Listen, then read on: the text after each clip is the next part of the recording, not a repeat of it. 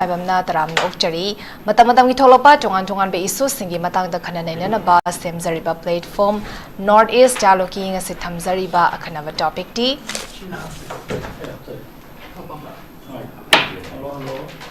Bihar polls impact on Manipur politics sabani khoi ngasi Bihar gi khoi assembly constituency 243 leibagi manungda khoi 121 ngasi khoi election pangthokre masida pung ahom phawbagi report ta khoi gi vote thada kibase khoi gi 53 something percentage paw di thada kibani pung taruk phaw thada gadamne hose pung taruk ka minute ahum di chale khoi gi vote thada base lor magani but adubu khoi ngasi bukhachari ba topic khoi gi Bihar gi election sina khoi gi Manipur gi politics da karamba impact bi be yabagi habigi sing matang sida ne khoi na mamang da su khoi gi Manipur da popular government amakak sem na bigi matang da Delhi da October gi first week twice da khoi gi hanagi former minister amadi MLA sing koi Delhi da chatuna koi BJP ki koi leaders sing tongan ba leaders sing una ki bagi port koi myam su ma khaga ka solar bani masida koi northeast in charge Samit Patra koi BJP ki leaders sing na fungdora ki bagi matung ina koi Bihar ki election lor ba matung da koi Manipur da popular government ama khak sem bagi matang se khana bagi wafam fungdora ki ba habitare but ngasi se Bihar election je first phase ki wala ngasi che pangthok re but second phase ki di pangthok tri but adubu November gi that ngasi se koi 6 year bani karamba matanda November gi last week swaida tagadori bra last week jade Manipur Sangai festival su pangthona bagi damakta so si government ki sabti ki side ki koi same sabgi potse lady but adu tongan ba loop sing nadi amaroina IDP sinati Sangai festival se pangthopi kanu habagi pot amakak su lady dubu koi gi November gi karamba matamda koi first week ta oigadori bra second week ta oigadori bra final last week ta oigadori bra koi Manipur gi popular government system ngamgadori bra ngamodori bra Bihar election ngaraga lerakpani but adu Bihar election ni first phase pangthokre masigi matang de ne koi khana nei nagadori bese khana nei na bada saru yabina bai koi gi studio the election de lai bir back spot panelist me am the saktak chage ahar bade kai khumda bo chage retired army veteran colonel SARAT Pabung SARAT ikai kumda bochari ani suba panelist advocate obiriba oza PUYAM TOMCHA oza pusi ikai kumda bochari ahum suba panelist so zeosic advocate oina khoi gi thopu biriba oza CHANDRA kumar ni oza busu Norris Window gi studio da taram nokchari ai han base Pabung SARAT gi dumak pakcharge Pabung khoi gi November se dumak mayam sunga arga lerak pa pot ama khangni khoi gi November gi da pangthok ngasi pangthoi ba khoi Bihar gi election se masi gi lorba matung da Manipur gi popular government ama khak sem gi matang se masi khana gani habagi pot ama khak su lai ke bani adubo tongan leaders in the phone ro pada khoi gi November si fa obada di soidana ma gi popular government ama khak sem pa ya bagi possibility se wang lai habagi pot ama khak ni thami base adubo ngasi ma khoi karaw samde constituency gi MLA na phone do ki bada khoi gi hariba khoi gi November thasta kai gumba popular government ama khak sem na bagi initiative se ro ta taragadi koi speaker na luching ba koi team ama habitare masina governor da stake claim to woni habagi pot ama khak sunga sing ngasi makse koi phongdor pagi pot ama khak su lai di adubo Bihar election sing ngaraga leibani Bihar election ngasi first phase pangthokre koi Manipur gi politics da koi gi masina impact ama lakani han thaja base masi lakani han khabi brand changana popular government se damak same dana leigani in khabi brak mai thamni babo han nokta da ngasi yengbiri ba khwai punama po aina khoramjari amasung chanupi ikai khona ba ma panel ina oni mo point ikai khona uchari impact chi Manipur politics to oigada sina in the second the hajaki ngasi pangthuk ba election chi Bihar da le district si kunthra ni pani moi leri basi ngasi pangthok district tara ni panda pangthok re yes masi voting pung tarete hodo pung manga na te tor phok to panglok tori moi si ngasi thadagi basi 3.75 crore voter ne thadagi basi candidate sina 1314 ado turnout sina 60.18% ne aduga Manipur gi khwaidagi highest oiba record turnout se 64.72 oigi aduga Bihar gi election ji yamna trouble oiba shanti leitaba state ni adu suhantaki election sidi accept one district natana yamna peaceful pangthoki aduga maduina masida election da kano che fight tori basi NDA the original BJP ne JDU United and other alliance makoi pun bakhara adugi maha gatha mahandhanana masina RJD ne Congress ne other opposition party mayam ji pulle ade third group sina Jana Suraj party na Prasan Keshor sina kano lusing bani aduga Bihar result se 14 November 2025 ta aduna akhoi gi Manipur da government semba si November gi tang kun gi matung da adumain haiki aina haijabadi Bihar ki election si ga Manipur ga aina hana haija gare election si ga mari ile le na roi maram di akhoi gi yum si Manipur state ta akhoi tangdu leita ba state am oidri hoji peaceful oidri bi khudam ti aina hanjan haira roi ngasi kuki ga 10 MLA siga adudagi akhoi gi leiri ba 50 siga pulap punjalaga masi yana bam poraktring gi election akhoi gi sidai de ministry sem gi yam lugani aduna masi gi marak sida limit kungani thoi se kun haira 15-20 days manung sida Manipur da solution am pora badi yam phagani ada solution ji porak pasida sahi ani makhai solution bu ngamaktraga limit kuni da solution am porak pasida khitang thajabo wali aduna speculation di mean haina badi pangai hainai Manipur di social media da tori basi akoi wakan yam khallaga haibra haidabra tudi ai khangjadre aine wakan yam khalen haijabi wanate aduga ngasi Manipur da oide pibam se akoi na yamna deep analysis sama chang akoi gi mayam si kamai torga government sembe si mi party me thaira ya nati pulap punjalaga akoi sida akoi mutual understanding ama mayam se punjan bagi group lady ba akoi gi maruina kaulu mari se maitei tangkhul kuki adedagi akoi sinena pang lady basing se moina pulap punjalaga group mari sina phamina raga ya nare haiba wafam poraktri fauti id ministry sengmane thajati aduga Bihar ki election ki policy masi moina hajabi wani government ki side te gi natraga akoi gi India gi prime minister natraga home minister na harak pa wafam amati nati adu makoi na salu budasu akoi na hana su hajagre makoi si akoi gi moin una dana khona dana understanding ama piri haibasidi makoin haibi wani moin hairo dabani prime minister to home minister natraga mokhi authority amana highest person amana highest body authority amana Manipur gi akoi gi government sidi tang sidagi matung semani haibasi makoi dagi central government gi leadership ki makha lebana makoi leader amana haiga dabane bako akoi leader na Manipur sidi akoi gi BJP government der leibnina makoi gi leader amana BJP gi central leader amana Manipur government se smaina sigi matumda government ama semani haibase popular government ama semani haibase makoi ni haibam to ina khali afaba natra phatabasi masan hajaba yati bako mi atopam na moi central leader sin haiga dabne bako aduna aina hajabadi Bihar ki election siga Manipur gati hana haija gare mari suklei leina den amarom thaibi ai adu akoi gi central leader sing se Manipur Bihar ki election campaigning sida adu ki matek thabak chingadana Manipur gi damokta karimo khandabagi matam nati moina Manipur khandabachidi chahi ani makhai si adum khandadana la abani aduna Manipur si India gi part amu nata dongno ukrabani aduna yam sang hajara roi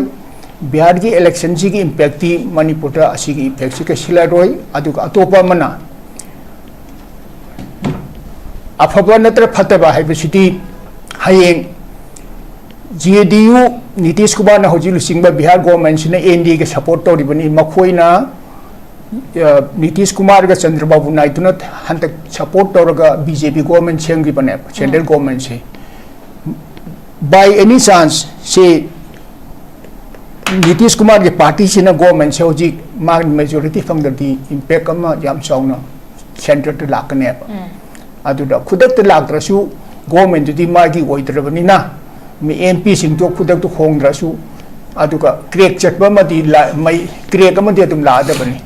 aduna Bihar election che amarom di yam luba central government की हम Luba कनो election मने बिहार की तनत India की वने लूबनी अदो मणिपुर की असी हम लूबती नती मणिपुर की मणिपुर दे इलेक्शन सी अखोई दी मेंबर ले लेना गवर्नमेंट सेम दबने अदुना अखोई की सी आई स्वाइता तुम लोग संजागे मरी इले लेने तीन हाइजरकम फर्स्ट राउंड सी ओके हम नुआइजे कोई पांगथोक्रिबा बिहार इलेक्शन सिका कोई ममांगदा लीडर सिंगना फोंगथोक्रिबा कोई बिहार इलेक्शन की मतुंगदा कोई मणिपुर की गवर्नमेंट सेमदबगी वाफम दुगा कोई ngasi पांगथोक्रिबा इलेक्शन सिका मरी कोई बिहार इलेक्शन का मणिपुर की पॉलिटिक्स का मरी ले लेनरो हाबे वाफम दुनी अदुबो कोई हौसिक नवंबर से होरकपदा ngairi but सेमबा नत्रगा सेमदबा हाबदी कोई सो येंगबगी येंग दरकार तारी ए ओजा तोमचादा लाक्चगे ओजा कोई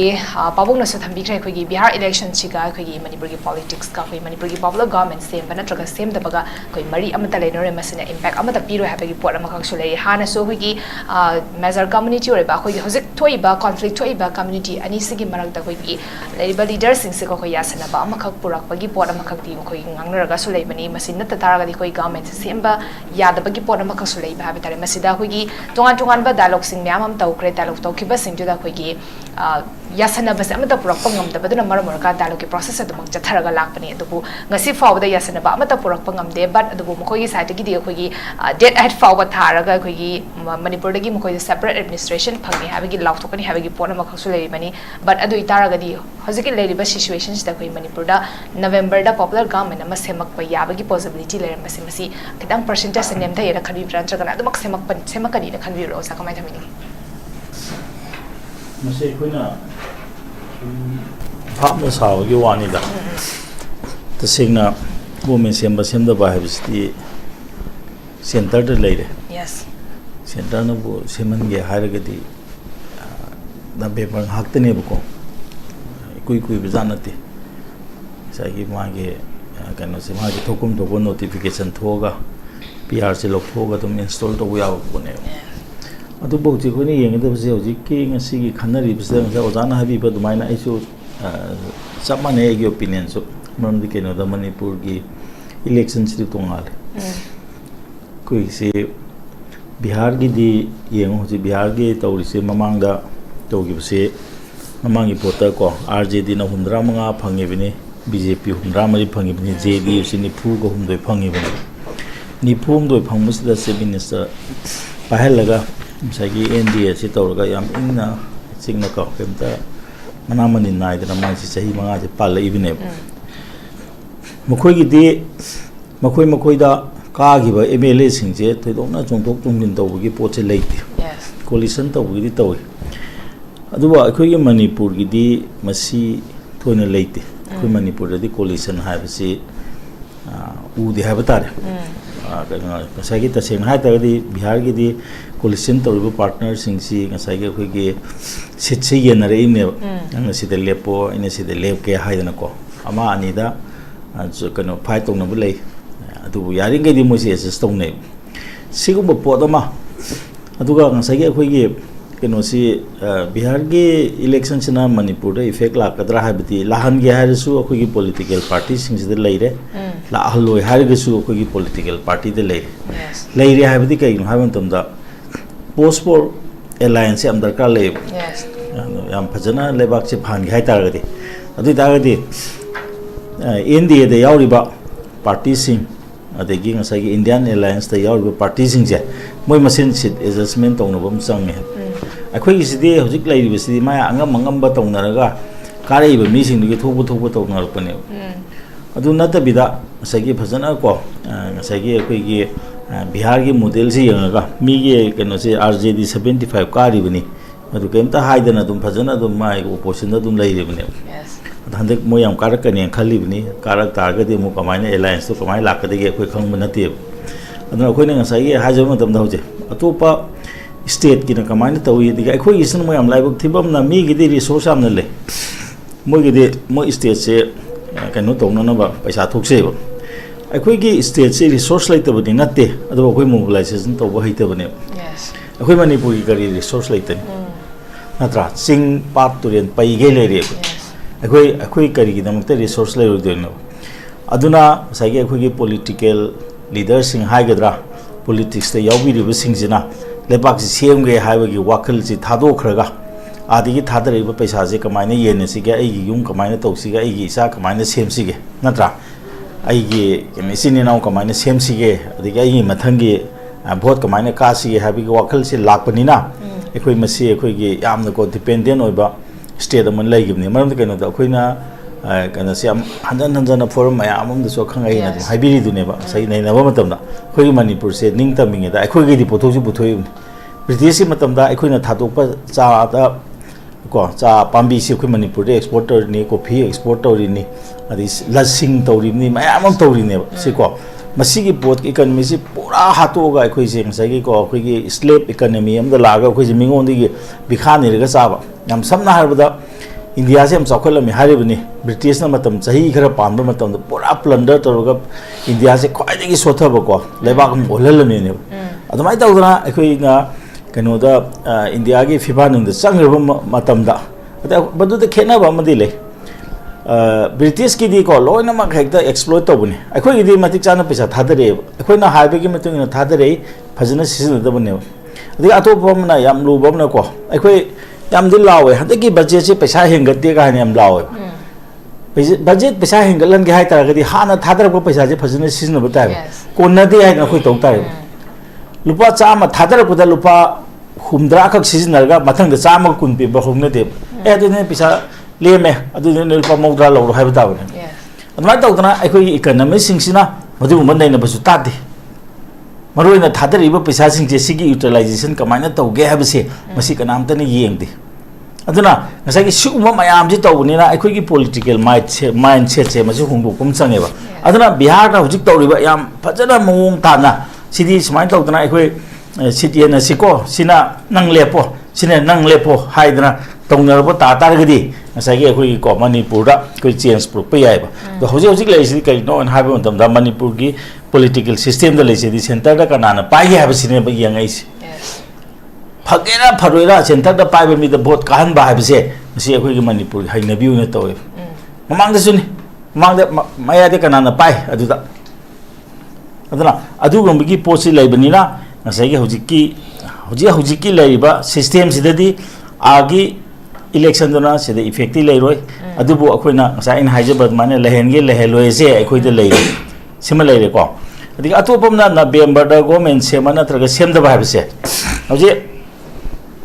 mayam na kan government sem bi hari ko ado hoje yam nuai ta ba mana election gi matam yoro ni na ko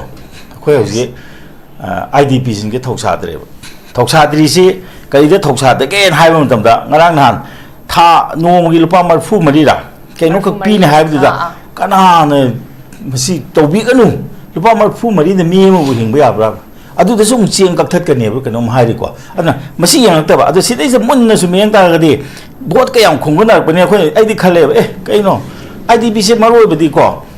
major IDP se karai di ki na ha da amana chu sampur de gi ni amana more de gi ni mu bot karai de tha de amana technopol de tha de ni amana chu sampur de tha de ni sai de lang ba mayam de di moi ji election de ke effect am ta le ti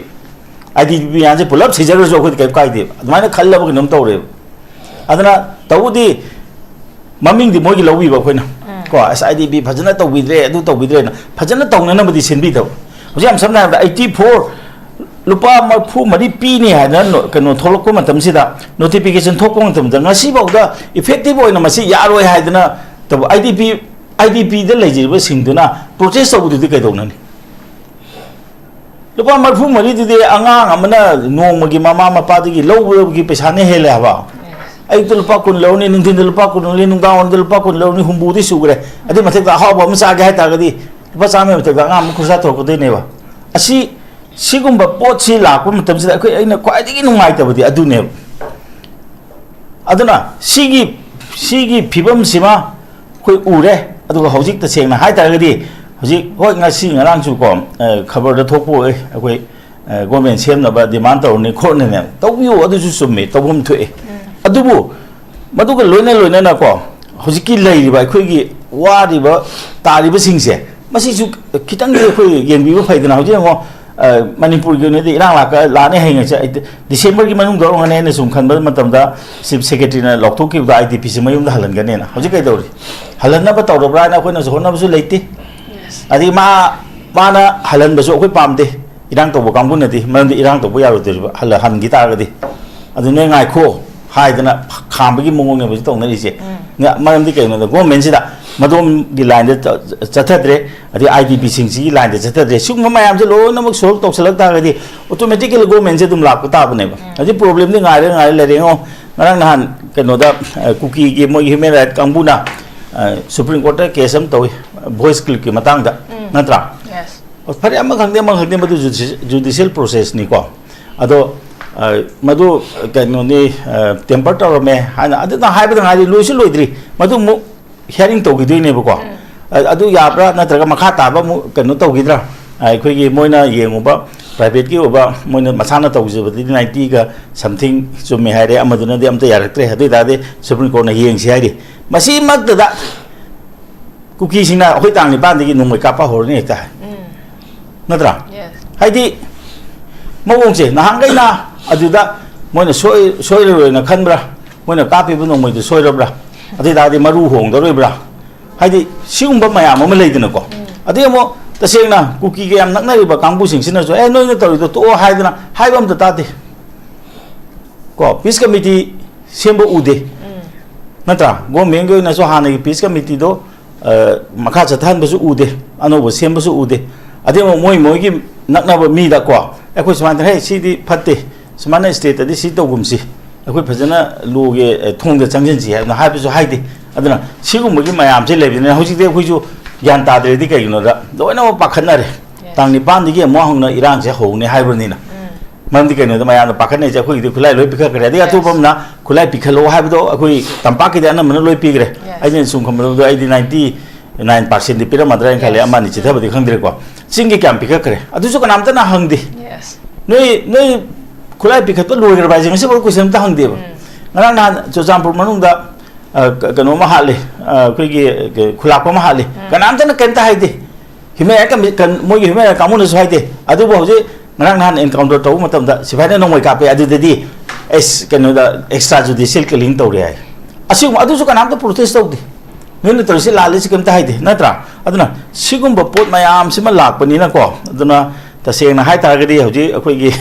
Bihar election se sigi effect di lai de na akoi gi election gi effect se kari le ga doi no ha se masi ai kano si Bihar ga di mari le ru na khali adu Manipur da tawri ba to ta seng na Manipur da lai ba irang jing je phajana laksan ma ngam ba party do yes adu kari gumba hoji ki lai ba hoji ki dispensation hai tare ko BJP ni hari ba pia government na phajana laksan ga di moi poji phajagani adu akoi na palaga akoi na pamba ngai bi go akoi na loi solve to ge na sahi amadi dung wa ga le bi go haidana leiri ba ko India block sina ko kari gumba dung ngai le ba moi ju phajadong man de adu bo ju moi gi power le bani na moi ju as opposition gi role se lor ga mayam je loi na mak solve to hundana am so mu ju te tha handana ko hoji le ba irang se moi na solve to bu am chaw na mateng pa ga na prajana madu ga wa bu uraga prajana akoi electoral change mai ni lakane na ai mai na hijack thabak to mi da lakane hai okay koi Manipur gi so koi Bihar elections in a side amada thamkhar kana koi Manipur gi assembly elections koi 2027 the assembly elections se pang thok tori bani masida koi gi house for the government se semo da taraga di only koi gi 2026 chai ama khakta ngara bani koi gi government na lengak pai ga dori base masi house of the same the person karam kana same ga doi no hai basi gi potani mi ana nung nang nari base dubu November 20 gi matung na thaki bani dubu November di hozale koi gi masi nabi kharani lai basi zo mu ngai bagi pot am khak su lai bani ai matang se oza Chandra Kumar da lakche ga oza ozani mak na so papung na so thambi khre koi gi Bihar elections ga Manipur politics sa masi gi kari gumba impact amata lai roi habagi pose oza papung amadi oza na so jam phasana so thambi khre dubu koi gi Manipur da hariba koi gi ꯄ꯭ꯔꯖꯥꯁꯤꯡꯅ ꯑꯩꯈꯣꯏꯒꯤ ꯇ꯭ꯔꯁ deficit ꯑꯃꯈꯛ ꯂꯩꯕ ꯍꯥꯏꯕ ꯇꯥꯔꯦ ꯍꯧꯖꯤꯛꯀꯤ ꯂꯩꯔꯤꯕ ꯍꯥꯟꯅ ꯄꯥꯜꯂꯝꯕ ꯂꯩꯉꯥꯛ ꯑꯃꯗꯤ ꯍꯧꯖꯤꯛꯀꯤ ꯂꯩꯔꯤꯕ ꯂꯤꯗꯔꯁꯤꯡꯁꯤꯗ ꯂꯩꯔꯤꯕꯁꯦ ꯃꯁꯤ ꯀꯣꯛꯍꯟꯒꯦ ꯍꯥꯏꯇꯥꯔꯒꯗꯤ ꯑꯗꯨꯒ 2027ꯒꯤ ꯏꯂꯦꯛꯁꯟꯁꯤꯗ ꯃꯁꯤꯒꯤ ꯆꯥꯎꯅ ꯃꯈꯣꯏꯅ ꯃꯥꯏ ꯄꯥꯛꯄ ꯑꯃ ꯅꯠꯇ꯭ꯔꯒꯅ ꯄ꯭ꯔꯖꯥꯁꯤꯡꯅ ꯊꯥꯖꯕꯗꯣ ꯍꯟꯒꯠꯍꯟꯒꯦ ꯍꯥꯏꯇꯥꯔꯒꯗꯤ ꯑꯩꯈꯣꯏꯒꯤ ꯃꯥꯡꯗ ꯂꯩꯔꯤꯕ ꯏꯁꯨꯁꯤꯗ ꯍꯥꯟꯅ ꯐꯨꯜ ꯄ꯭ꯔꯥꯏꯌꯣꯔꯤꯇꯤ ꯄꯤꯔꯀꯥꯟꯗ ꯃꯁꯤ ꯀꯃꯥꯏꯅ ꯇꯧꯔꯀꯥꯟꯗ ꯑꯩꯈꯣꯏ ꯁꯣꯜꯚ ꯇꯧꯒꯅꯤ ꯍꯥꯏꯕꯒꯤ ꯄꯣꯠꯁꯤꯗ ꯑꯩꯈꯣꯏ ꯀꯣꯛ ꯆꯨꯡꯁꯤꯟꯅꯕ ꯑꯃꯈꯛꯁꯨ ꯆꯪꯉꯦ ꯕꯠ ꯑꯗꯨꯕꯨ ꯆꯨꯡꯁꯤꯟꯅꯒꯗꯧꯔꯤꯕꯁꯦ ꯍꯧꯖꯤꯛꯁꯦ ꯑꯩꯈꯣꯏ ꯂꯤꯗꯔꯁꯤꯡꯁꯦ ꯄꯨꯟꯗ꯭ꯔꯤꯕꯒꯤ ꯄꯣꯠ ꯑꯃꯈꯛ ꯂꯩꯕ ꯄꯨꯟꯗꯕꯗꯨꯅ ꯃꯔꯝ ꯑꯣꯏꯔꯀꯥꯟꯗ ꯃꯦꯖꯤꯛ ꯅꯝꯕꯔ ꯂꯩꯅ ꯂꯩꯅ ꯍꯧꯖꯤꯛꯁꯦ ꯒꯚꯔꯟꯃꯦꯟꯠ ꯑꯃꯈꯛ ꯁꯦꯝꯕ ꯉꯝꯗꯗꯅ PR ꯂꯩꯉꯥꯛ ꯆꯂꯥꯏꯔꯒ ꯃꯅꯤꯄꯨꯔꯁꯦ ꯂꯩꯔꯤꯕꯅꯤ ꯑꯣꯖꯥ ꯀꯃꯥꯏ ꯊꯝꯕꯤꯅꯤꯡꯉꯤ ꯕꯤꯍꯥꯔ ꯏꯂꯦꯛꯁꯟꯁꯤꯅ ꯑꯣꯖꯥꯒꯤ ꯑꯣꯏꯕ ꯑꯣꯄꯤꯅꯤꯌꯟꯗꯁꯨ ꯑꯩꯈꯣꯏ ꯃꯅꯤꯄꯨꯔ ꯄꯣꯂꯤꯇꯤꯛꯁ ꯑꯃꯁꯤꯅ ꯀꯔꯝꯕ ꯏꯝꯄꯦꯛ ꯂꯥꯛꯄ ꯌꯥꯏꯅ ꯈꯟꯕꯤ ꯀꯃꯥꯏ ꯊꯝꯕꯤꯅꯤꯡꯉꯤ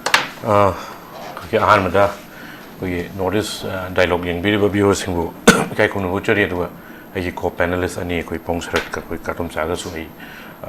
ꯏꯀꯥꯏ ꯈꯨꯝꯅꯕ ꯎꯠꯆꯔꯤ ꯍꯧꯖꯤꯛꯀꯤ ꯑꯩꯈꯣꯏꯒꯤ ꯆꯟꯅ ꯍꯪꯕꯤꯕꯗꯣ ꯉꯁꯥꯏ ꯇ꯭ꯔꯁ ꯗꯤꯐꯤꯁꯤꯠ ꯑꯗꯒꯤ ꯀꯃꯥꯏꯅ ꯔꯤꯗꯤꯝ ꯇꯧꯅꯤ ꯍꯥꯏꯕꯅꯦ ꯏꯁꯝ ꯁꯝꯅ ꯔꯤꯗꯤꯝꯁꯟ ꯃꯣꯠꯇꯨꯅꯦ 2027 इलेक्शन नक्सले इवन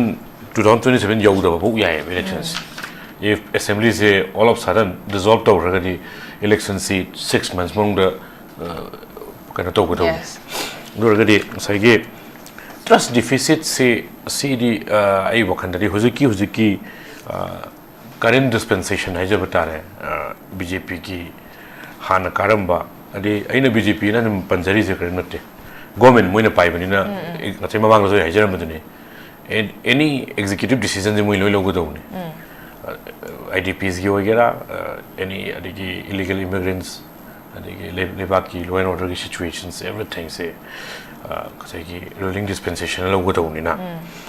चाउना कसेगी trust deficit हाइजबता रे को हंगबिरि दो trust deficit सिदि मसी redeem तौदरि वारनि लौवे मरमदि May 3rd तगी 2023 की May 3rd को असीना 2025 की November 6 ने प्रेसिडेंट रूल जो लेकर सिगी मरक सिदा चाही कोई के अनी मखाई हेलाम दो माले हेले मे सिदा अनी फागा दो ना तो चाही अनी मखाई राउंड दो मतम ना चाही अनी मखाई सिदा कोई के लेंगा की चुपली पाइबीबा executive decision लौगदौरिबा cabinet ministers अदगी ruling dispensation लेबा BJP के MLA सिंह से चोंगथोरागा अइन ममांगदो हनदन हाइजबदुन चोंगथोरागा अखोई लेबाकी नमक्ता लेरी हाइबसे त मसे तौगदि मसीगी मसीदी दुम admitted facts नि ममांगे खोई हानगी ex honorable chief minister नोक्तोम बिरेना मागी public speech अमदा हाइबम यावबुन अखोइदी युमनि मपान थोक्तगै लेई कीदना लेबाकी emotions अदु अदा लेबाकी emotion दुदा इना मतमदुना खंजौ इना तौबिरमगदौबुदी खोइगी लेबाक मयामगो चटमिनरनि अखोइदी हाइना चोंथोकबिरमगदि ngasiगी redemption gi कनो जे लेइरोय अखोइ कमाइना exonerate तौने हाबस होजिक यिंगबियु को वसे अदुम every channel खुदिंग Makta दगी every discussion दगी every media gi topic ओइना ngangnabo wani mase aina haibasina anobu gaisu oiroi koige separate administration ngasi manipur da colossal violence am ka thoise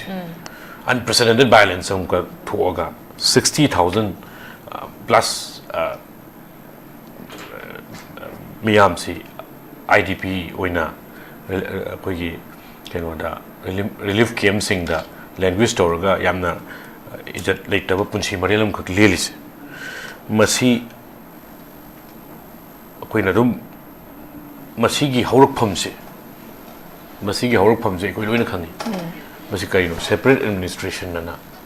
demand तौरपदगी अदो separate administration सी spare head तौरिबा मरु ओइना demand तौरिसे कोइगी cookie community दा belong तौबा BJP गी MLA मंगा यावरगा cabinet minister अनीना demand तौबदगी मसी ngasi फिबम जे यौबने अदा हेन नुंगांग निंगाय ओइबु पुटी हौजिक पुटी PR president rule लेगरे assembly dissolve तौदब खक्तनी suspended admission लेगरे को अदुना सी constitution दा यावजब कनोनि prerogative नि cabinet minister अमा नत्र अनि नत्र अहुम नत्र लोइनमक नत्र reshuffle तौबा हापचन बा लौथोक पाइबसे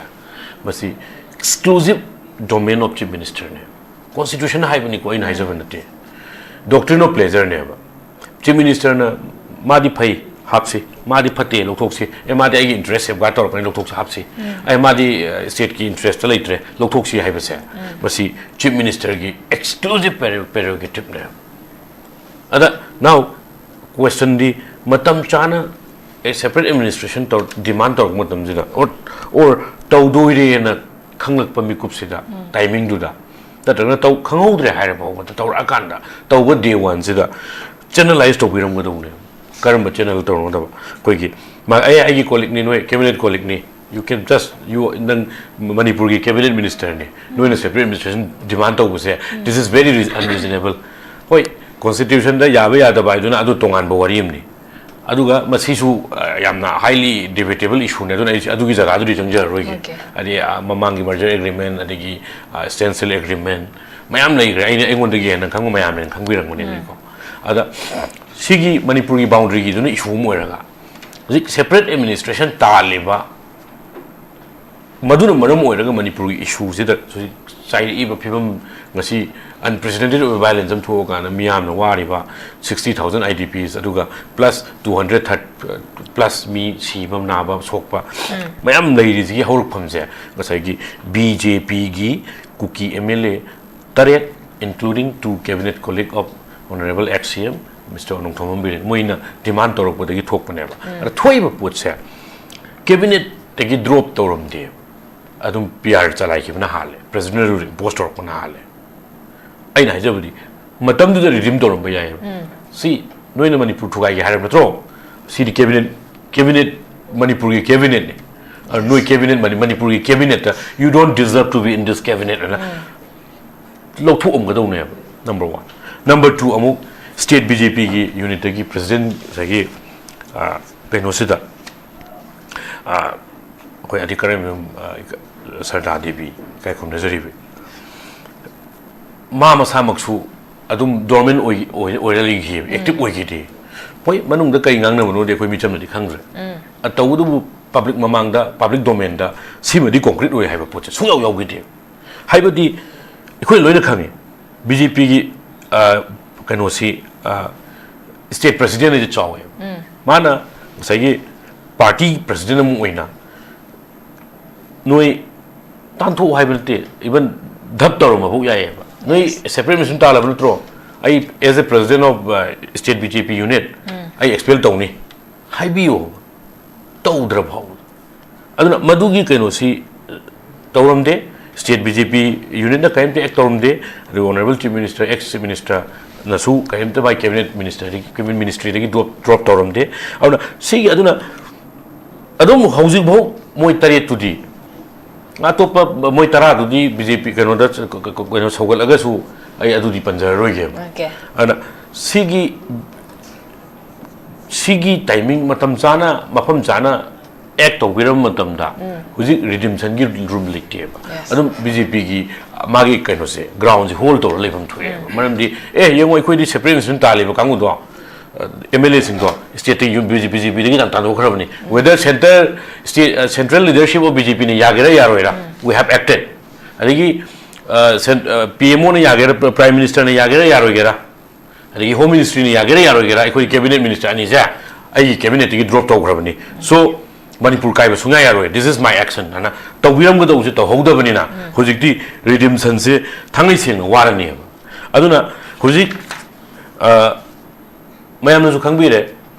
trust deficit la isi amuksu president rule sing sai khoi ge pong na sai bi bune khoi ge magic figure ma leina 32 plus 7 magic figure leina president rule imposed or leini adigi president rule imposed or matung da khoi ge government am sem basi ai popular government haijaroi ko government haibani popular and unpopular ability government democratically elected government it is always popular there is no unpopular government aduna government sembal sa sidai sida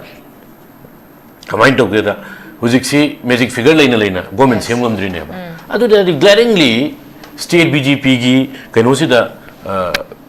infighting ama hojik chu leiri haiba dune ba aduna Bihar election ga sigi infighting siga si relate to go oragadi it goes parallel haita sung theng theng na roi ba ni ani parallel line ani se kai theng na ni punchi gi theng na roi dong aduna transit gasagi cross to na bum jaga leite ba aduna hojik si infighting within BJP se aina ngasai se impact ki village nam ka pa yengjerame aduna contradictory oiba kano se tongnaba ahanbada akhoi honorable MLA Rameshwar na high statement se mayam jun ubirongani adi akhoi honorable speaker Thokchom Setabhrata na luchingba government ama semna na center propose tawrani hayam aduga same function du male aduda mu honorable speaker akhoi Sri Thokchom Setabhrata da hangma matamda idea to tana was yaudam ne game khangde masigi question ji state BJP unit ta hangu hai state BJP unit ta hangu hai basa speaker masaba state BJP unit ne hoi party aba party politics te speaker oi biraga su yet adum BJP gi member di oi ni aduga speaker su oi biri ni MLA su oi biri ni ora mana BJP state unit ta hangu hai adaina su masi kuk nanga sai je yum khan ba Luragadi, in a way, state BJP unit ka,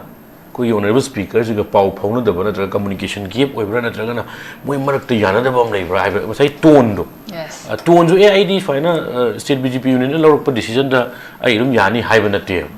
State BJP unit na unit ta hangbi yo hai. Adu question je. Adu thwart to mana state divert to adu question do. Adu luragadi state BJP unit ka gaino ga si machoi tabi gaino du leibra haiba ma adigi adu argadi hojik popular government ama November 15 na semni 20 na semni ga hairisa masidi aidi hawks na optics ne lojay maramdi praja asida ngasai gi moina su wakaram di khanba BJP adi khoi gi share imagination hijab tare ko MLA mayam jisu ngasai gi kuira amina khoi semani da hane wakhan ma tonda self consolation hijab tare ko khoi president rule khoi gi suspended admission khoi likhale je kuira ona adum ayeng ji sem dong mali kai wakhan da dum khala ka da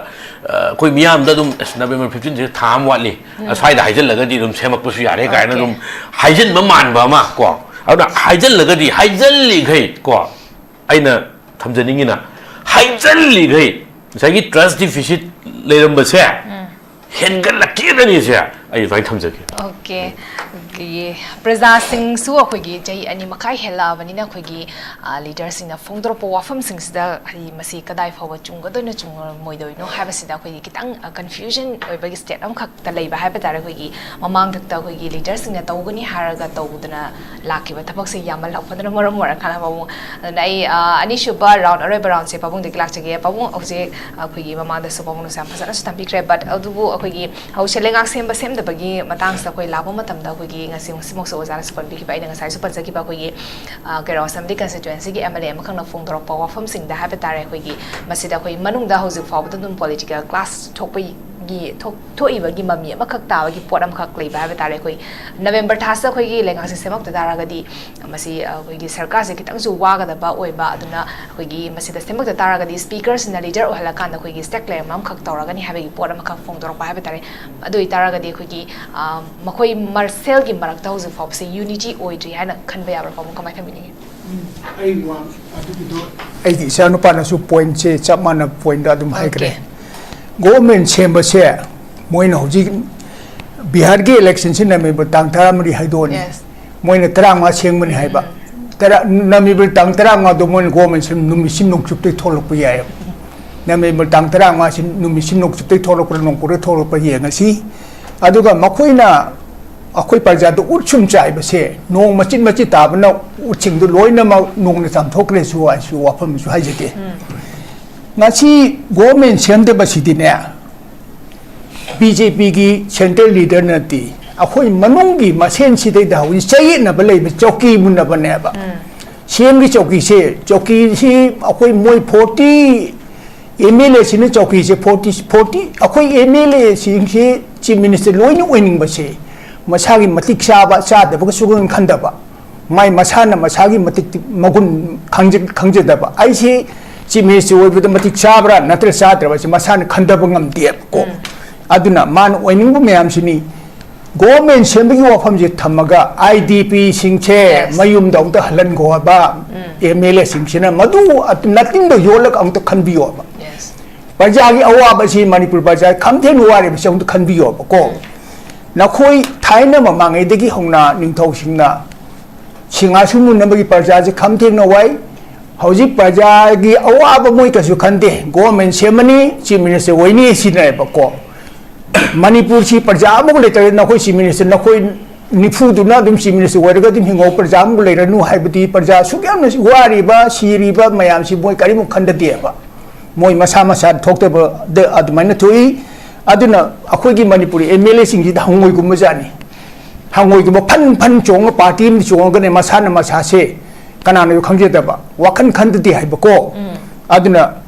आइना हाइजबदी बिहार की politician सिंगा अखोई politician का याम खेने बिहार दे लो लेब ओय मणिपुर दे लो लेते थौदो वाथो खुदिंग मकी हौजी आई ममिंग मफम पंजररो मणिपुर दा Aran busing से पैसाना अचुमद मोनथोई अचुमदुन अरान भम मोनथोए मणिपुर दे को रिपोर्ट अमतन सुमी 70% हैरनी रिपोर्ट अमत 90% हैरनी लोइना म काउथो हौजिना 100% चुमेना दुम हाइबो वफम से आई स्पेसिफिक ओय वाथो के पंजर रोय अदना बिहार द डिस्ट्रिक्ट ट्राइन पाल लाइबिस पीसफुल इन इलेक्शन पांथोबो गमने मणिपुर द डिस्ट्रिक्ट ट्राइन पान बिहार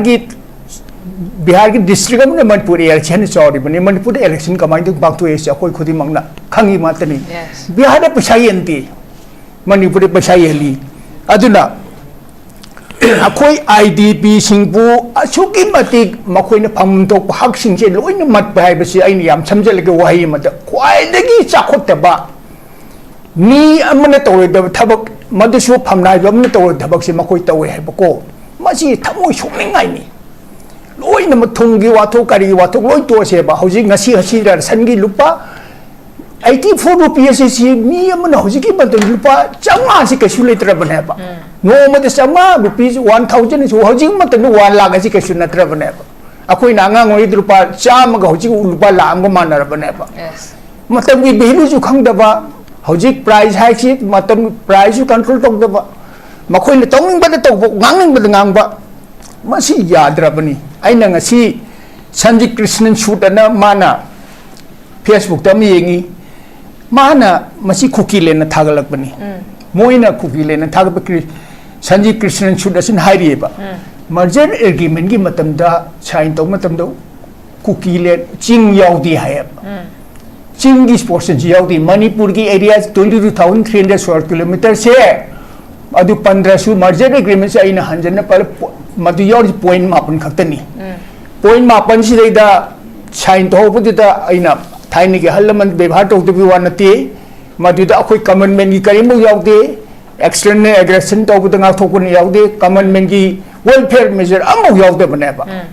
मासीदा आइना हाजबदी कुकी सिंग फॉल्स नैरेटिव मयामा अरान बसिंग सेमजे लेबिसिंग जे मणिपुरी कनामने रिएक्ट तौदेबा मासी अखोई चैनल तरुकना चई अनि मखाई ngangai बसी मसी मल्टीप्लाई तौबियो मसी अखोई नुंगांगे बसिंगी नॉलेज सिटी मोय अतोपन लौरे अखोई मसेन सिदैदा अखोई न भाप तानदरेबा अखोई न ngangi बा हाजरी बसे खितंग मन ताबियो मनुंग खितंग खंदबियो आठ खरदी लेबिनिको मसी हाइजके अदुना मसी तौबिगनु मतम मदा सुमाइना आई मतम खरि ममंगदा हाइगी से मणिपुर नुपी अनि खक याम थौना फन ममिंग दि पंजररोय मोय स्कॉलर ओइदबो याय मोय से PhD डिग्री फंगदबो याय याम कनो रिसर्च तौरदबो याय अदुरसु मदर टेरेसानो हाइबो फम लई ngasi world ne violence thoi base good people na tumin leibadagi ni haibako manipur ki scholar PhD thangba university ki oja sing akhang ngai scholar sing je kai dogi manipur choi ba sing kai chungthuk ta bage ba mathau na leina maringji leina thamoi dagi haidorapda nang kari khangdana wa nga nu haibu kari gi noi ba nang ngai nang do nang akhoi nupi sing ji mo chilaga moi ngai ba do bu ta nga ba nupi sing ta kian bai mong da Manipur da akhoi mioi ba khudima ki freedom of speech lei fundamental right lei masi akhoi na miyam na ma gi haining ba wa khoi thamoi de phung to pul thing ba ya de si khan bi oba askolat oi bi yai oi de bi yai aina ikai khumna ba di thabak shuba mi mathongna lein phung to re ba sing ji ikai khumna bam thoi more the encouragement thona pibi ga dabani ima isen nupi da di hoi Manipur da nga si chu kano yamna discussion de yawa moi amani khautani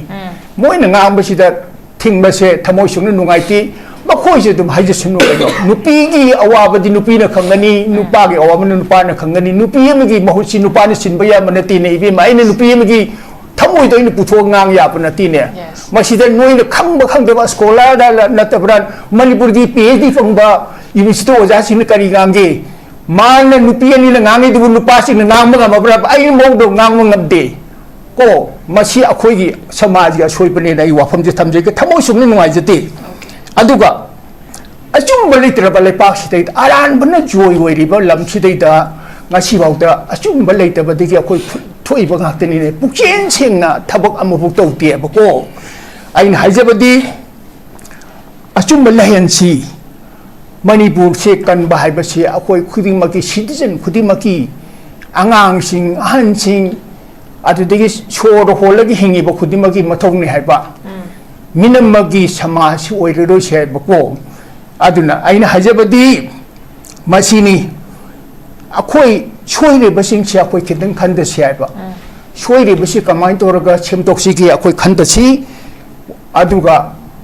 mi amagi fundamental right ti nupi or nupa or ngami na tar toraga kian tholan ba ngang ba nga ya ba ya di hai ba se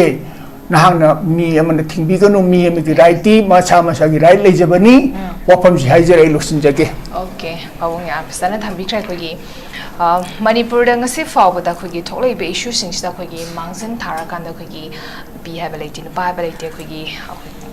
Manipur ki damakta Manipur ki staff ki damakta Manipur ki welfare ki damakta ko gi Manipur ki damakta yamna khanjaba ko gi scholar adagi intellectual mayam so ko gi jai ani makai talk riba conflicts ne khorok adagi so hona ko gi tongan ba channel sing da so ko gi discuss taw dana ko gi masam sa gi idea sing puthok tara so ngasi faw su lai masi ko gi lotion bi ga da ba ko gi lingak shin ha ba tar ko gi masi ba idea sing se lotion bi ri ba lotion bi di bra ha ba gi pot si da so ko gi mayam su khana na ba su lai kra bani adu tongan ba phongdore ba wafam sing study adu mak ko gi praja sing gi da mak ta khalla kan da ko gi maroi na ko gi ba ko su yam phasana so ji thambi ki ba ko gi irang sina so ga ba IDP sing si gi hozik ko na thingnari ba ku do cha da ba sing ha ba tar masi matang so sai oza tom sa na su pan bikra ai matha oza tom sa da rasage ko gi ngasi faw da ko gi mo gi direct ko gi benefit transfer gi matang ai masi ko gi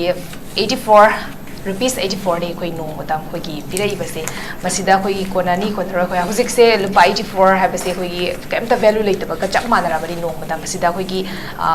makoi gi side ki have tare ko zana su za par bi ki ba IDP ki side ki so ji for the effective foi ba ko gi masi yaning de have gi khongjang changchilak ta puk di matang da ko gi ama khak de ko gi sajiwa da leiba ko gi prefabricated ko gi mafam da leiba IDP sing na di ko gi oina pirak pa ko gi 11,74,320 ja ko gi as SDO da hanka ki bagi pora makhak tele masi na tana hus bong gi oina te atopati gi report di phang ba su lai ti atu makoi da hana piram ba ko gi facilities sing hui masi na IDP gi start au khang to ra kana ko gi maruina lansna so le badi IDP sing sina mainly oina ko de ning sing thengnari ba wa bise atu Manipur gi government ki matang se pusala kana ko gi masi lenga si makoi na na semaning bagi pot ma khasulai maramdi wakat pham se leita bagi pot ma khak leiba hojik se aduna koi gi yamna thuna government se sembiro tuka koi gi wakat pham aduga makoi na thengnari ba wa basi se ko han bira kana makoi se yamna thuna masa masa gi mem da hanjan bangam han biro habigi posni phase ahum thok na koi gi December 4 bagi chali ba chai se December 4 da makoi se masa masa gi mem da resettlement gi process se tawra gani habini adu hojik 4 da tawba leita ba habidar masina su ya da pen da ba ma khasulai bini oza soi matang se ko maina thamini ga koi gi Bihar election ji ga di koi Manipur की politics tadi कोई मरी लेने दबा की पोना मखक सुले बनी ना कमाई थमनी को saya kuna aina sa hajari do ko gi si amna multi amna khal makha yam ba problem ne ba ko gi machin yam long ma na ba haitare ko sai ko gi kano tor matam da nai omok pa matam da machin am khak tang om da ba adugumba makhal amne hauji yam te yeng si ko akoi gi society sida handaki anoba lengak si wa yam kan ngange haidana akoi hani gi honorable XCMC yamna sai wajau yam ngange oru da badana sumi ko ja yam mayam yam haine bu ko isam dinga moi da badana ado ai bijandu gi wari du ningjenge ningthong ne lei masing ga masigi lei si sung chok tana tenjel la lo hai bu nakan da asang bam singe do aduna de hauji kai dore atoba wajau ngam mum thol tana hani gi wajau du de kaim te lei gidre osima masana pamjaba mi gi matung in bhai bese yam darkar ni ko aduga aikoi gi halma na haramada maru akana se mahi yam pamba pambi di maru lui hai bum lei ko thandaba chapuna mkon thoi hai bum lei ko aduna de hauji kai do ge hai bum tam da media da sum tholok matam da sangga ngang bu hai na re bu gen ji adu ada kaina ko ngasai gi hekta unruly oiba ngasi bi oja no de Bihar da irang thokte hai ko Bihar da deputy kena CM or BJP ke leader du da ngasi kena to ko attack to ko am chang attack to moi ge atopa party na adigi CPM amagi candidate se attack to Bihar ba se prithvi da ko adu kuidi kuire 1990s ge da kwai digi sathi ba mafum ko electoral violence ado hojik indagi ba wane ba no la kan da adu de haining dre seng seng ha ne ko adana Manipur gi sigumba amakhak lei aduna de kai dore hana ga tumna tapna ga ngangjere mai MLA sing jo kan ngang ba hore ba khale sidi tawre dana tawrsi akoi ja ngang sing lakna phana ya roi dore ba maram di keno da ngang sing jo si hek pik budi keno se phang to ko nga sai mobile se pa ga madu di mato gam tamme ba admai tok dana sumaina like jam hai bi sing na law dana khong dana ngang bu sing mato to mane ba si ko simai khoi prepare to godamni atopa mana akoi karamba thangga khoi gi mitei gi culture de le je mi ma ware hai ba kan da khoi mem chenjel la mateng pang na na dro ai na khara pang mana khara pang nang na pang ga doni na nang na pang ga doni ithok gi culture se khoi de leite hojik de lei gre noi ne taw ga doni hai bi se lei gre hojik ai sa hai je bu ne ba IDP soyam wara kan se moi masana natna atop na chongjen birti se kari gi moi atatai tar bra ai sa hai je bu do moi more de ne moi kan su champut ni moi ngon bot bache dam thada ga do sili te moi gi dam te kai duk jele te habi wa do ra ba lai se adu taw de di IDP halan de ne di pangang di ngang halan na bu di taw do nan ha gre na chief secretary na December halan ni ham nai din ha ju ngang da hai je ne moi mai sa na bu taw bra khuni ya da puti ya de na habi tai ba moi na hai ba e yam kan sa ki bi lupa lakh tara pi ne lakh tara se kai de sa doi no ba adu gi sorukta Indian Pakistan kano to matam da khaidok na matam da kano ke Pakistan gi lakpa sing se moi gi Ludhiana da kai da phasana yum sar ga thamme ba ko admai to gna to go na tro hujiki kano se hoi hana ge admai na di sa ngam da di adu tar ju go mena approve to ba building di sabum thok to bra mai mafum du sa bi bam chang dra ba aduna masigum ba pose akoi nam ji chenjan na ga mateng pang na be wa sil leitre ha ba aduna ai ngai ai anhanom haje bu do sigi party gi Manipur ma che da ma sigi party gi Manipur ma che ma khaidok na ra bra ba khoi se lebak ti ho ngoi do ni khoi gi party du ne ba hong do se sigi concept se khoi da mang re ba ke nom to re ba na wa ma ning sang nge ba ai ma ming di pan jaroi ko by election na mu da thumbu thong adi be se matam di ki siminister na hai ba si candidate se thagalo ne natta di thong lo se lo hai na madu gi poto la e bau ji public meeting da ngang ni ko si thagalo adu natta di thong chaba lo se lo aduna hojik se ke do ge da ai gi vote phang da ba jaga je ai ko nong sendre lambi sendre masi hong na bro ba asi democracy ma se phajabra ba asi maning halan bam change ba se khoina adu hojik gi se opportunity makhala mane ba siguma challenge am lakpa matam da ekoi masen gi wakil ji punjan raga thabak to udau ne ba party ji loi thuwa ga party punjal ha nate ba party ti ga pha thabak ji thoro pun de to hui ai na gari ma accident thore me da BJP yaw ju Congress yaw ju CPI yaw ju akoi pun se khel me ba kari kai ge sikari kai ge ba party ji ma ge tong tong ba ideology ni adana hai ore na vote ki matam na mai lak chani adu hoji kanu gi leba ki problem solve to won de pun solve to won thok tro adana hoji di kai do ge na ha ba Manipur gi issue je kari oino won lage ha ba government sem se no hal leba ko issue se aduna di kai do re BJP की MLA Singh Madhuda लांग थूरे है असम चतना मैं ma'am पुले same से है मैं सेमजरकनी सिदा अखोना तौरगा सेमगनी का हाइरिसे ma'am की pressure हाइदि ma'am लांगसलप असना रिजाइन तौ कायना रिजाइन तौबगी वाफम होइतागदि अखोई खरे लेरिसे अखोने सिट तौरिसे चुंपेन पेजद्रे अखोई सिदे रिजाइन तौरेन तौगाद्रो मणिपुर की मतम अमदा इरा अखोई लमनाम इरा बोना तौरि तो कई मा मतन नत्रो अंडरग्राउंड तागरि दो अदमाइन तौदना हजि अमानि तौदना मथौना लेबे मिगोन दिन जन सरपुतिया अखोई सि तोए अखोई लेबाक कनगनि सिंबे सेमबिस अखोई याव बहोंगदे वी रिजाइन एन हाइबि यादब्रो मा मतुमा इन जगने थैसो असमी वंदे तौतो जुम इजनबा अदनदि लोइ किनरेबा मरमदि किनदि लोइ खंबनिना मिजि इंथोखा मा चांबै थबक जाम तौने बौजि मसिबु करी कौगे को निंथौ पामदे चिरोन खारोन कौवे बसे निंथौ खनगे हाइता दि चिरोन खारोन थेंगना दौने बदु हम सबना बदा आई यानबा चत आई याननबा मा यादनबा ओइदबा पादबा हाइजिन दोइनेबा अथवा तौदना मिगोंदा तौ हाइदि मिनसो हाइरानेबा आई चक्रगे नंग चंग दुइ तौरिराइ अदना मोइना तौगे हागना इराबोत की मतौ तमगा को कोई नहीं तौरिसि यानिंगदे मणिपुर सुमायना थोगारिसि यानिंगदे अदुनदि मणिपुर की दम चोंथोइबे सिंसे सिगे अखोय मतुंग इंजगरगे नाम त थोलोंने मथौना लेबमता माय मतुंग करी इलोय अदुना त इंजले अदुना हजि कोर्ट इशू से केमद नत्रे कोर्ट इशू से गवर्नमेंट से मद ओंथोखरेबा court issue has been change to the formation of government अदि करी ओइने दिदि नांगना कनो कुकीना अल्टीमेटम बिसलेबा नत्रा नोंमै कापने हारिबा अदिगी मोइना अखोगी ngarang han nongmai kapna bada mukhi ki militant adu su group su nataba adu sibadu da moina asa akoi kuki gi si talakpa mayama mangal le kollal le kaina to je kana na matum du da yam adu mo matum da yam thopi re bu ji machin men gre amana mahut sin ge ju khande ma di asi da sangram ni na ai jong thoe ai mai mahut sin ge ha ba social media da ji kanam tholuk te ba ju u ba ko social media gi hero akoni yam pam je ba somda sangiba matam da mai mahut sin bi na mi tholuk te ba थोकम थोकतब्रो मोइगिदि बाइगे दम लैसिदि मोइ दम लेप्त्रिसिदि दिंगा रांगना यंगो केसो ना the सिले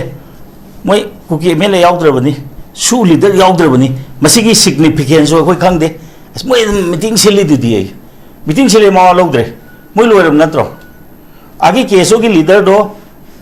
हाइदे हाइनिंद्रे को मा अतोब जाति की मी नत्रो मोइ नुपी लौबा मपान अतोब जात नत्रो अदो दुगी जातो सारगा तबु याब्रो अदो कनाम तनो वांगदे वांग देव माबु कुकी रने मा कुकी की ममिंग पीबे याब्रो नुपी मतुंग इनबे याब्रो अदु नत्रगना माना आदा मामा पादन ताथोरगा मान मामा दुन सेलक्ब्राबा मणिपुर ले ब्राबा अदु इदि आइ चेलक्तना मा समाय तौदना ट्राइबल नुपी म लौरे अदुना खै सागै देगी थदले गाय मा मामा दुन सेलक्पोय तादि मामा सागै लौबे याबा अदुसु विद ngसागी मागी कस्टमर की मतुंग नमा आया पेगी दौने अदुनि नंतर नौ क्या मेमान तादब मयाम मणिपुर थोगाइनब तौरे सिमसी मैम से गाप मोतो को हजे हाइसिने फ्रॉम टाइम टू टाइम आइन सुम उरिनेबा अहमदा करिनो पियार थमु मकोक से लौथो हाइबसे कोर इशू दम तौरमे ngamgre अदुदगिदि इशू द संगदे हजिना मो थोगाइरबो गवर्नमेंट नुम से मोय एना नोंगे हाइदना थोगाइबदे हम लाइबनि सेमदे हम लुबने अदुना मसिगुमबसे लाइबनि अतैदे हाइजनिंद्रे अदुवा हजे हाइजिने बीजेपी की MLA सिंचु मैं कोरिसु होंदोके बजे मोय पाखत माले नोन तसे नाय दादी मोय गिदि एनीबॉडी को मोय यानबो मतोगिना अम्मा हे ओबदा कसु काइदे अदुगा मोय अखोगी सेंटर की लैबा हाई कमांड पंचाय जेबि केम काम बनते हुजी अखोगी स्टेज याम कन खोंग लाव खोंग तौरिबदना माना याम कन तखलक्तिसिजु माय हाई कमांड यार मोय खंगे हाबा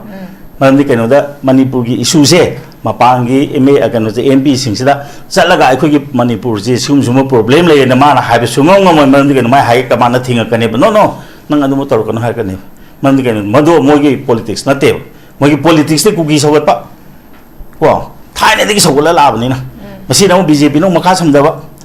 BJP की खुदी थिरे खरा हंदोर को माली हंदोर के तारगदे अखोइसु प्रजा सिंगसु अतोप मियंग कदे देबको अदुना मसीगी पोछि म संगे हाबा को अदुना अखोइ तसेंगना हाय तारगदि अखोइगी लेबाक से अखोइना ngaksagदबनि मसीमा अखोइ पावबु सुंगा यादि को अखोइना ngaksagदबनि मीना लाग ngaku सुंगा यारोयबा अदुबु अखोइसि हजि मॉडर्न एज ने याम चाखोलबा मतमनि मरुपना कनानो येंगनबना कनानो येंगनबजु तिनबा ताबनि ने नत्रा येंगनबा तिनबा ताबनि हेक्ते खनबा यापो नतेबा India ka China ka am saung nei ngarang han dum punjel li de mom darkar gi metung ine ne aduna hojikti siung mase am to no hongu poda bne ko aduna masi ekhoi je ai nga sa hajaru do ekhoi je a chai lising manga taragi mathak tik laba civilization amane akhoi gi hojiki leiba mindset sida oram ta ga di ko na na mami ju mut khani aduna de ekhoi je ahallaman ju gi matik saba masa di natra bani ko phese si hajaki Okay. I Lushilakpa conclusion points of Sandra Kumar Kachage, Ozara Tomchana Champasana Stambi Kraikogi, Masi Ekoi Masel Hana Punsin Bamakak Jange, Masida Kogi, political party Tidina Punsin Bahabasida Kogi, Mamang the Su, the former chief minister Obiramba, Kogi, Mana public speech the Piki Matam the Sokogi, Punsin Bagiwa from Haikiba, Tuga, Kogi, Hauseozi, Nargi MP Obiribas, Kogi, Dr. Bimo, Cohesion the Sokogi, invite to Biraki Port Amaka, the Punsin Haitara, the Kogi, Mokosi, invite to Rakana Kogi, Pulakana close or meeting on Kapambam Kazuchangmani, but Pawi on the Badu, Punsin Bahabas the Kanaga, Punsin Gadoribano, Havasi question, Makaksulak, Pavatari Masida, Kogi Gob and same the Bamasina Kogi. November ki that 15 or 20 masi thawa matamda khogi sebakani semoi habagi potse so fa da kaimta khangbagi potse leita ba haba tare masi da su nang ba makhak su ori bani khogi praja sing na khogi expect ram ba se khogi mokhoin haki bagi matung in November gi khoi last week or November 15 gi matung or 20 swai ki manu da khogi same kadra habagi potse le ram bani adubu masai sida khogi whether koigi government se manager kana Manipur ki issue solution na bahna matamda koigi leiba khoi masel ki manung da hana unity ba makhak changi unity se hoji fa ki ona uba ngam de bagi posini kamai thamini ngi loshila pakan question point win koigi ziki koigi igi katom jana hai we should govern ourselves I never koi ishana koi lengak chani hai bane lengak sa butnu ji mutum nei sa but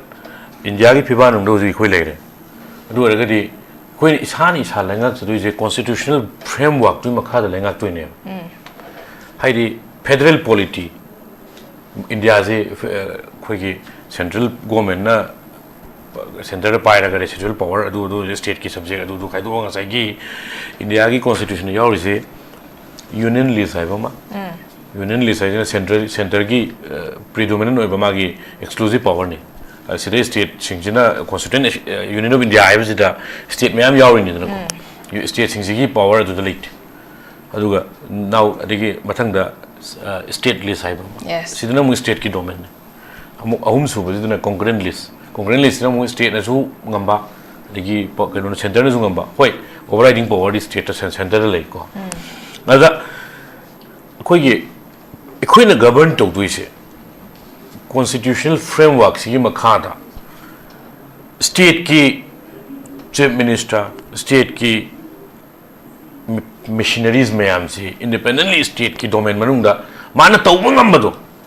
mani state ki union gi kana soktri da soktabi da constitution na piba mangon exclusive oiba power do full fledged oina masa phanna man act over to never queen matauta adu never govern we should govern ourselves if we should govern ourselves baraga hujiki context da halaga di separatist na secessionist ideas so me chakrane adu huji constitutional framework to ina kadum jagi do aina interpret to jama tamda aina sum interpret to jaraga di lawfully and legally interpret to jaraga di we should govern ourselves privacy India ki constitution ki framework makha da constitution na piri ba power do state ki piri ba domain do mapung phana sejina ba dunne adu ergadi huzik state ka ai mamang no haije buduni Manipur ga India ga di marak ta leiba relation am di leiri ne sai ge koi merger agreement sign to western steel agreement adu si matung ina koi India ra pulli ni India se union of India hai ni mai ken order hek han bagi constitution hong dukpo sida India a union of India hai ne union of states hai ne state me am punjil la semba India ne adu tari state si pick ke na chaw gera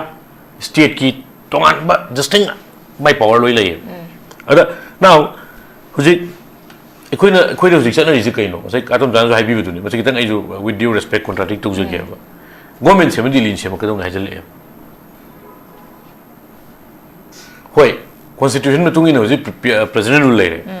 no doubt president rule C presidential order मना parliament की मथौ बुता दे सांगोक पदुबु parliament की मथौ ताई highway वानी president of India ना cabinet की union home ministry की recommendation ना मदा president rule से revoke तो रो proclamation no handu o hairagadi government se mangai popular mayam ne haiba idi popular panjaning di haiba government se mo hairaka duine ada government se mo hairaka do wasi state ki majority magic figure mark yona leiriba kangmu jina tawum to e adu itadi moina central leadership to negotiate to matamda ekoina ekoisi yamna subservient oiba mongda yam subordination utlaga tawgado negotiation na teba si ekoi magic figure lay hoi ekoi marakta infighting lerami ekoi marakta leadership crisis lerami hojikti leitre aduna presidential rules ya presidential proclamation lo tho akoi heyama government semge hana takna ga dong neba noina karuma tawroi haragadi mass oina ekoi ngasi BJP dagi ekoi resign tawni hai se ba hoji 100% government hayeng se mar mama no hajaram madune aduga punsin ba haiba wai je ai jum akhoi na tabada akhoi gi substance punsin ba haiba se BJP na congress chongzala gan pundoira aduga congress ki o phare se leba ki damakta ne hana gi CLP leader okrami bu binang chief minister ro akhoi je opposition thamaro ji hai doira democracy da opposition je break ni authoritarian khoi break yaudaba gari oidana bane ba government se opposition ki role se ada opposition sina punjin ba haiba sida ai punjin ba sida mangnai Facebook tu ngangai social media ngangai Instagram ngangai TV media channel ngangai ba punjin ba hai se BJP na INC da chongjal laga INC government se maduna punjin ba hai doira natraga na INC na BJP da chongjal laga government se maduna punjin ba hai doira haiba sine aduna core issue the government formation oi ise mayam jina government semo core issue is this having like adom jana haibi ba core issue ji government formation do in a transform to gre haiba se ai ju ya janing ba masi kari haire ino haiba da haire koi maram duni ko in fighting within the BJP state BJP si loishan lo haiba ne ba punjan ba duni ko last punjan doi di mayam na te BJP in fighting to riba khaibung tanari ba Secretary ki fraction ni haiba koi honorable speaker thoksom secretary ki fraction ni haiba adigi koi hana honorable speaker matam cabinet minister ba yumnam khemchan ki fraction ni haibo adigi koi honorable MLA Bishorjit mi hana minister ba thongam Bishorjit ki fraction ni haibo si fraction mayam du ne ba punjan ma mathau tari di congress ka BJP ka pullaga government se ba du na ti ba adu tadi public domain da huju Pong sana government formation the transform to is here maram kai mate end this in fighting within the BJP legislature form the government form the popular government hajaro ko form the government kai elected government ni always popular ni hayeng mathang election da unpopular oi du election nam talak ka tu ni miyam gi bandit am la kan da or else government sem ga moi har ga na center da haibiro na ikoi government sem ga mo har ga ekoi BJP ni tokpani khan assembly dissolve to biro ekoi public to hujik thajai ekoi da tawgi ma thamak sing do public na ekoi da dum mandate pira kan in thajai hai biro aduga hujik finally punjan ba hai se hujik state ki BJP ki marakta in fighting amkhak leiraga government sem ngamdri se hana masi resolve to biro aduga masi ekoi resolve to jare hong ba chawbusina chief ministerial koi kanonena leijare duna hojik president rule proclamation do revoke to biro home ministry na president recommend to biro parliament mathau ta di aduga madugi tu thambira kanda ekoi punjalaga sai government am khak la kan da miyam gi wakat pham nei ba aduga Bihar gi pool adu ada du di sai ani sai ko pong thambi ba sai ani ma khai siga kaim to doctor kan de min tarani ko ni Bihar election ju kamai mari le do no I fully endorse okay amhasan thamikra ko gi za tomsa za Chandra Kumar amadi Babu Sarat na samhasan thamikra ko gi ngasi pangthoki ba Bihar election ko mamanda leader sing na phongdom ba ko Bihar election gi matungda Manipur gi government stem ba sigi matang da khanna bi wafum da ko gi ngasi first phase ki oina okay okay hai bi oza punjan bahari se I han jan jan ne gyanam du tanadre walk kana walk board amendment act ainam thole ko walk amendment act 2025 masida अदुने में पुंजन बाजे मसिद case याम थाए case कना थाके मतम दको असाउद्दीन जु थाई को मागी पार्टी तोरगा all India Muslim personal law board सु थाई को अदिगी पंजाब कनोगी सु अदिगी मो आपकी थाई को अदिगी ngसाइगी अखोइगी डीएमके थाई सीपीआई थाई कांग्रेस सु थाई वो पार्टी पुंजन दे थबक तो पुनब थबक अमा मानब थबक तो बियो हाबने नत्रा याम समना दे लपा मफु मंगा पीबसे यारोय ना बीजेपी दिसि लौबियो कांग्रेस दिसि लौबियो हाबने बा अदुने ब पुन भारी से कुगी ने समाय तोरि से यारोय से अमसु लौबियो हाबने मोय पुंजन मोय आई ना हाइसे मोय पॉलिटिशियन सिंग से मोय के पार्टी दगे हे न मोय से माइम से दगे हे उबंगम दे हाब अदन अखोने पुल्लो हाबदी पार्टी पुल्लो हाबना ते थबक ते पुनबियो हाबने आई से हाबदो लंबी दा एक्सीडेंट थोक्तना लेरमदो आइसु मखोंग नाम पारपो अखोय पार्टी हाना पुनजंगी मी दुन सेबान ने बा अदुनि पुल्लेंग मी सिरने हाबा नम फिक्सल लेनिंग लेनिंग तो को से थबक सिदी को मानब थबक तदी अदुम कनो तो फते खंग थबक सिदी मानन थेंगे से हाबनिदा अदुना माइ तोगना ngसाइगी हौजिकी ऑल इंडिया की प्रॉब्लम थोड़को तौनी से अमसु थाई पुना तारीदुने अमरोम धागदी मदो पार्टी पुलुबदु नते अदुबो थबकतदि पुल्लबने अदुमाय तौदना अखोइगी प्रॉब्लम से अदुमायना पुंसी मदुगी पुनबदो हैत्रगदी को कमायना पुनगदगे हाइबदो अखंग आई तानाबम चांगे मोइसे अखोइगी मणिपुर की प्रॉब्लम से कमायना पुन्न थेंगबसे करिनो ना हाइबसे एक्सपर्ट अमा कौरगा को मोय खंगना कनो तानाबम चांगे अदो मोयना अखोइने एक्सपर्ट ने हाइदना मोने सुम पुदोकदन दे यार अदुगा गवर्नमेंट सेम्बाइजे इट इज नॉट द कोरिसु थैदोगदे फुदे फतब लाकनी मंद कनो दा सोंग कुसी तौदने लेरे असोमदा लान होरिबो कांगबुने कुसी तौदने लेरे मसी थिंगबम चांगे बका अजि तसेंग नांगे सेंटर थबक तौदे हजि खुलाई थाराबनी ना हजि खुलाई थारिसि हम फरि नत्रो सि खुलाई सि थाबा होराबने को नै लमहेन गनो ऐसि किता हाइजे ओके याम फजन थमीग्रे अखोइगी मा दुबो लोशलकपदा अखोइगी Bihar election ngasi first phase पांगथोकरे बट अदुबो मणिपुर की पॉलिटिक्स दी मसिना करिगुम्बा इम्पैक्ट अमत पिरोय हाबगी अखोइगी पैनलिस्ट ओमोनस यामना फजन सु थमीग्रे अदुबो होजिक नवंबर की that 14 दा कोइ बिहार इलेक्शन से रिजल्ट आउट ओइगदबनी बट अदुबो 15 और नवंबर 24 बदे कोइ मणिपुर दा मणिपुर की अखोइ होजिक लाइरिबसिदा पीआर गवर्नमेंट से लोइखरकांदा अखोइगी मणिपुर गवर्नमेंट सेमुपा ngambra natragana semaktabra habadu akhoi husbak prajam oina yengba tari habo fam sigalun ngasi dalok ki thorom se mapun fan bagi damak tasu oza tomsa oza pabung sharat amadi oza chandra kumar thakat pa phone chari madang sida notice window na sandok saba notice dalok question jare mieng tabari ba singbom kanna khurum jari class 12 amasung graduate loiraba mahiro singge damakta germany da hospital program tamba yabagi khudong chaba pisari hariba program sing adudi अहानबदा accountancy हाइरिबा stream असिदा तमनबगी दमक्ता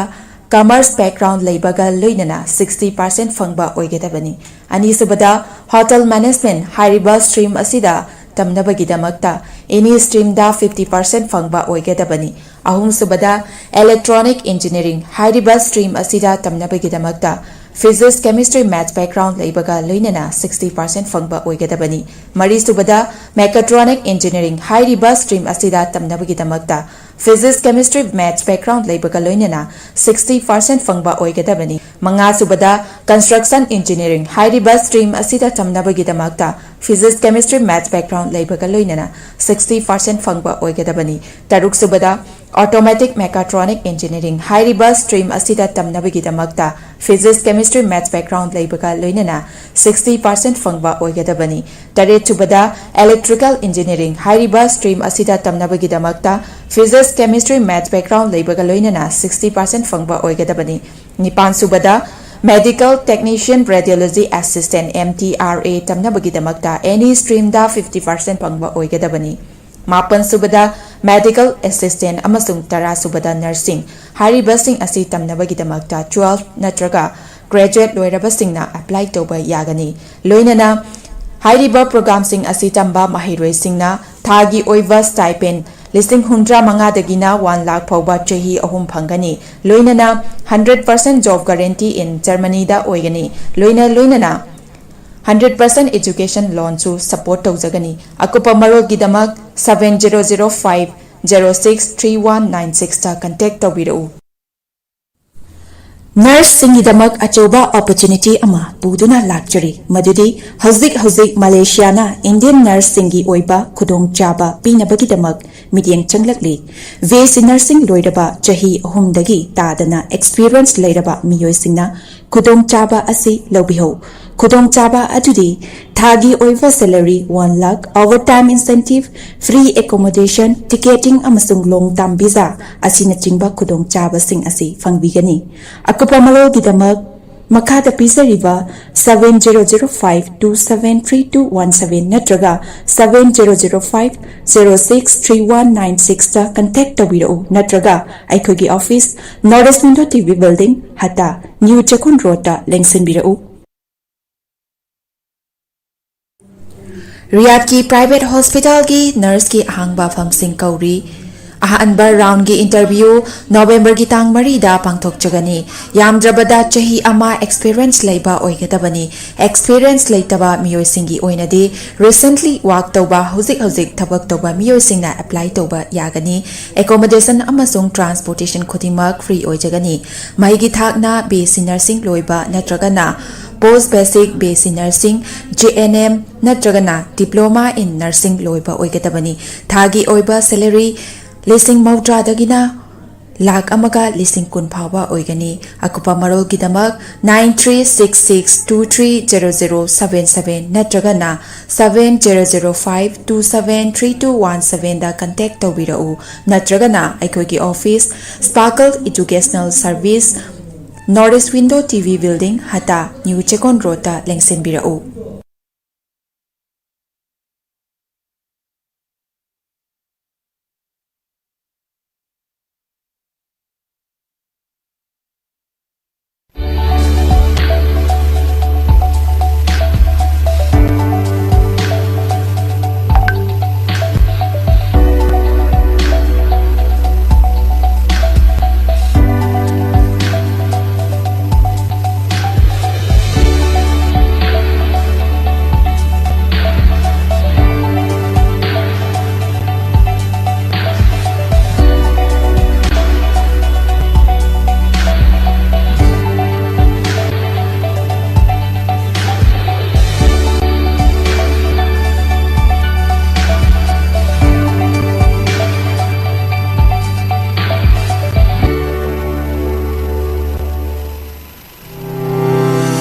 Step into a world of endless possibilities with 18 dynamic faculties and 180 plus courses. Unlock your potential with industrial-ready training and placements. SGT University, empowering tomorrow's leaders.